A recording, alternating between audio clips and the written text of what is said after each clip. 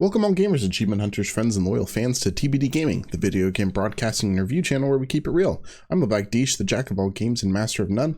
Today we'll go over everything you need to know before playing the game Turnip Boy Robs a Bank. Turnip Boy Robs a Bank was released January 18th, 2024 on Nintendo Switch, Xbox One, Xbox Series X and S, and PC for a price of $14.99. It was developed by Snoozy Kazoo and published by Graffiti Games. It's rated T for teen for mild blood, mild language, and mild violence. There's about 1.8 gigabytes for a file download size. There are 23 achievements for 1,000 gamer score. How Long to Beat has this rated around 6 hours for completion time. True achievements right there along with it for 5 to 6 hours for 1,700 true achievement points as of the making of this video. This game took me 8 hours and 32 minutes to complete. Turnip Boy Robs a Bank is a top-down, very creative shoot-'em-up. You play as Turnip Boy, of course, amongst a vast array of vegetables and fruit-themed characters.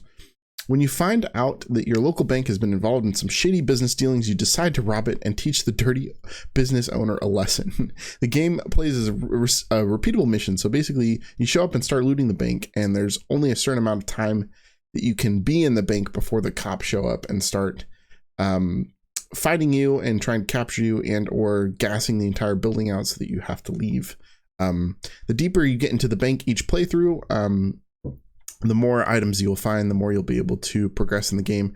And essentially after every run in the bank, you go back to a home base and you can purchase new weapons and upgrades in between your runs with the cash that you loot.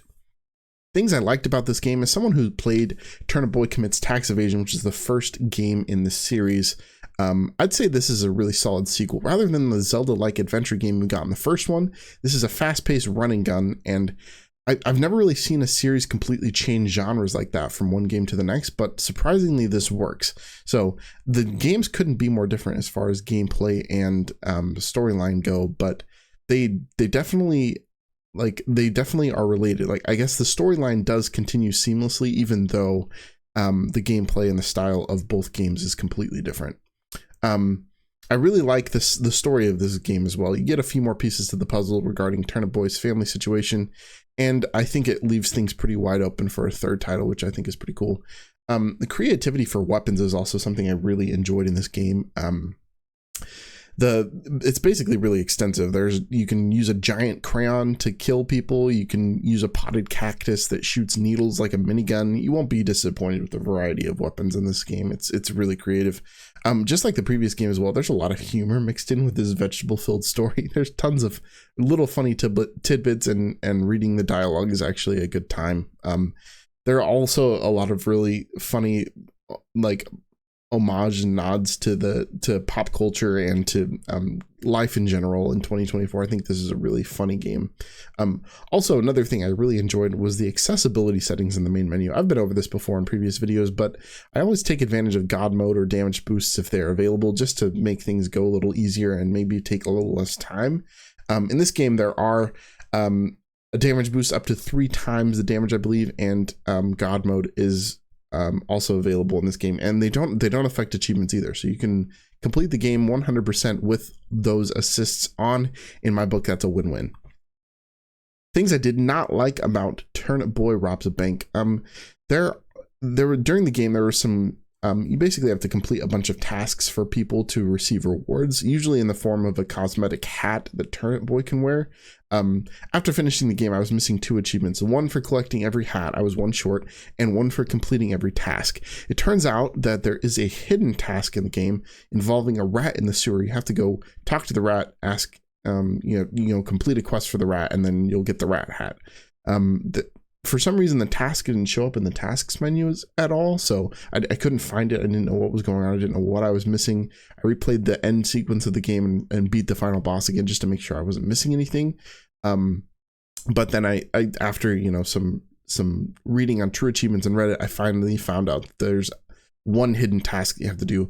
Down in the sewer, you talk to the rat, you get the rat hat, and that should pop both achievements for you. And it did. It worked for me first time. It only took like 5 minutes once I figured out what I was actually supposed to do to complete the game, but it was kind of frustrating because I thought I had everything done and 2 achievements weren't popping. Quick analysis of this game. The storyline is funny, the gameplay is a delight, mechanics are good, graphics are solid, and this isn't a difficult game with the assists enabled. I would say it's probably really difficult because I did play a little bit with the assists disabled, and it was kind of tricky, especially once you get to the point where all the cops are descending upon you in the bank after the timer goes off. So is the game worth the price? Yes. Is the game on Game Pass? Yes, it is also on Game Pass. I would say this is a very easy game to complete as far as gamer score goes. I mean, it's just a matter of getting things done. It's not like you have to, there's no achievements that are truly strenuous or tricky, especially with those assists on. I would say it's a pretty easy completion with the assists on, even though it still takes 6+ hours. It took me about 8.5 because I was confused there at the end for a bit. Would I play this game if it had no achievements? Yes, I thought it was a great time. I had a really good time, and I enjoyed this game thoroughly. TBD score for Turnip Boy Robs Bank is 7.34 out of 10. If you enjoyed this video, please do like and subscribe. As always, if you'd like to see more content by me, you can follow me at the Black Dish on Twitch, on Kick, or join our Discord. A lot of new people showing up there. It's a great time. And also, supporting the channel through YouTube with a sub or a like is very much appreciated. I love you all. I'm grateful for all the support you give, and I will see you next time. Thank you.